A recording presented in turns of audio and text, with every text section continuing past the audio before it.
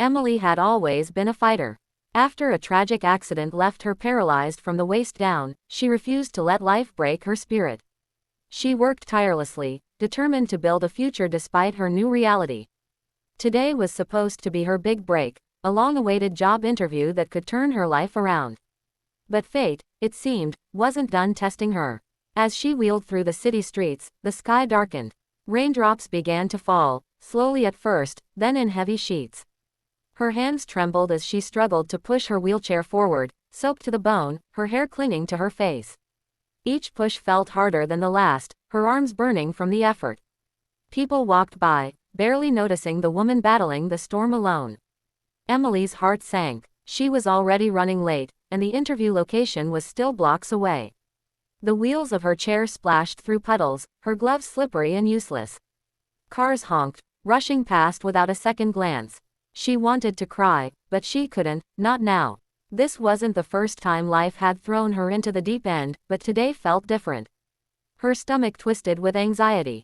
This job wasn't just about money, it was about proving she could still stand strong, even without the use of her legs.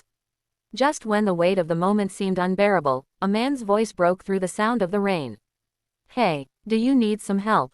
Emily looked up, startled. A tall man, maybe in his early 30s, jogged toward her.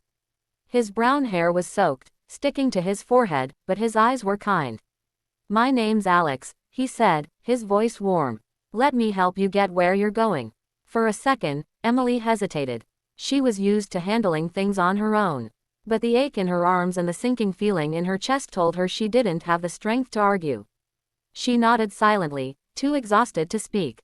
Without a second thought, Alex stepped behind her chair and began pushing.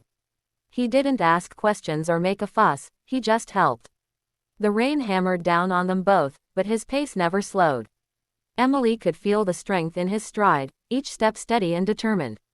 For the first time in what felt like forever, she felt safe. As they moved through the streets, people turned to stare. Some looked curious, others sympathetic. Emily didn't care. In this moment, she wasn't just a woman in a wheelchair, she was a human being who deserved kindness. Alex chatted lightly as they moved, his voice a welcome distraction from the storm. He talked about his day, his love for coffee, and how he hated rainy weather. Emily found herself laughing softly despite the cold. She learned that he was a teacher, passionate about helping kids who struggled with learning disabilities. "Everyone needs a little help sometimes," he said, almost like he knew the exact words she needed to hear. When they finally reached the building, Emily's heart sank again. Her interview had started 20 minutes ago. She felt the tears rising this time, all that struggle, for nothing. But Alex wasn't done. He marched inside, spoke to the receptionist, and asked if the interviewer could spare a few minutes.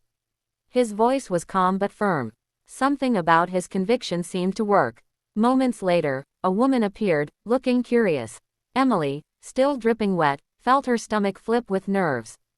Alex gave her an encouraging nod, and Emily found strength she didn't know she had. She explained her situation, the rain, the struggle to get there, and the kindness of a stranger who wouldn't let her give up. The woman listened intently, then smiled. "Anyone who fights that hard to make an interview deserves a chance," she said. Emily was led inside, leaving Alex in the lobby. She glanced back at him, mouthing a quiet, "Thank you," before disappearing behind the office door.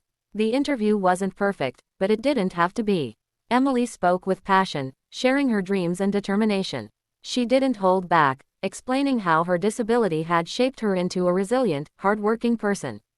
The interviewer seemed impressed. By the end, Emily walked, or rather, rolled, out with hope burning in her chest. Alex was still waiting in the lobby, grinning. "How'd it go?" he asked. Emily couldn't hold back her smile. "I think it went well. I owe you more than I can say." Alex shook his head. "You don't owe me anything. People need to stick together, especially on the hard days." His words stuck with her, wrapping around her heart like a warm blanket. Days later, Emily got the call. She got the job. Her life was about to change, and she knew it wouldn't have happened without Alex's kindness.